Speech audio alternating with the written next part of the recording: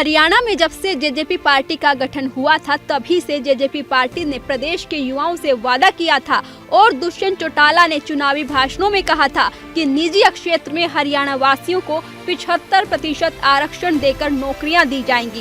काफी मशक्कत के बाद बीजेपी जेजेपी की गठबंधन सरकार की ओर से रोजगार गारंटी कानून को पास करवाया गया, जिसके तहत प्राइवेट सेक्टर में नौकरियों खासकर उद्योगों में हरियाणा के युवाओं को 75% आरक्षण देने का प्रावधान किया गया। लेकिन गठबंधन सरकार इस कानून को पूरी तरह से कानूनी अमली जामा पहनाने में कामयाब नहीं हो पाई। इससे पहले अब हाई कोर्ट ने हरियाणा सरकार के मुंह पर तमाचा मारते हुए निजी सेक्टर में हरियाणा वासियों को 75% आरक्षण पर रोक लगा दी है। हालांकि अब हाई कोर्ट की रोक के बाद हरियाणा सरकार की ओर से कानून के पक्ष में हरियाणा सरकार पूरी मजबूती के साथ सुप्रीम कोर्ट में लड़ाई लड़ेगी की बात जरूर कही गई है। सरकार का युवकों को 75% रोजगार देना जो है वो जुमला बनकर साबित हो गया है। आज कोर्ट ने जो है उसके ऊपर जो है रोक लगा दी है और मैं केवल ये पूछना चाहती हूँ कि सरकार ने ऐसा कानून क्यों बनाया जिस कानून के अंदर इतनी खामियां थी कि सरकार जो है उसकी पैरवाई सही तरीके से जो है कोर्ट के सामने नहीं कर पाई। तो ये स्पष्ट है कि इनका मकसद केवल बेरोजगार जो हमारे बच्चे जो घूम रहे हैं उनको गुमराह करने का मकसद इस सरकार का था, वो और आज साबित हो गया है। आज दुर्भाग्य की बात है कि हरियाणा के अंदर 30% जो है दर जो है वो बेरोजगारी की है और हमारे जो नौजवान बच्चे हैं त्राही त्राही उनके घरों में मची हुई है, क्योंकि ना तो उनके इम्तिहान जो हैं सही तरीके से दिए जाते हैं, उनके पेपर्स जो हैं वो लीक होते हैं, बड़ी बड़ी अटैचियों के साथ जो है नौकरियां दी जाती हैं और आज जो है ये 75% का जो वायदा इन्होंने करा था वो भी पूरी तरह से वायदा जो है जुमला बनकर साबित हो गया।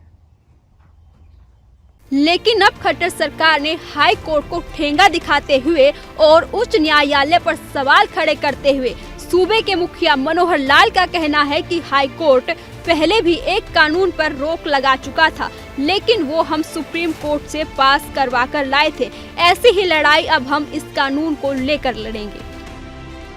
सर 75% का जो कानून आपकी सरकार ने बनाया था जिसपे कहा था कि हाई कोर्ट ने रोक लगा दी है, दुष्यंत चौटाला का ट्वीट आया है कि हम लड़ाई लड़ेंगे। निश्चित रूप से आखिर हरियाणा के युवा के रोजगार के लिए हम लगातार प्रयत्नशील हैं।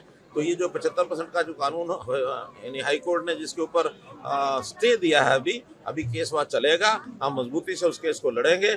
और वैसे ऐसा उदाहरण पहले भी है, जब हमने एक बार पढ़ी लिखी पंचायतों का कानून बनाया था, हाई कोर्ट ने उस पर स्टे लगाया था, उसके विपरीत निर्णय भी दिया था। हम सुप्रीम कोर्ट में जाके और उसको अपहेल्ड करा के लाए थे और वो अपहोल्ड हुआ और बाद में वो लागू हुआ। इसी प्रकार मैं मानता हूं कि ये 75% वाला जो कानून है इसमें भी हाई कोर्ट की लड़ाई लड़ेंगे।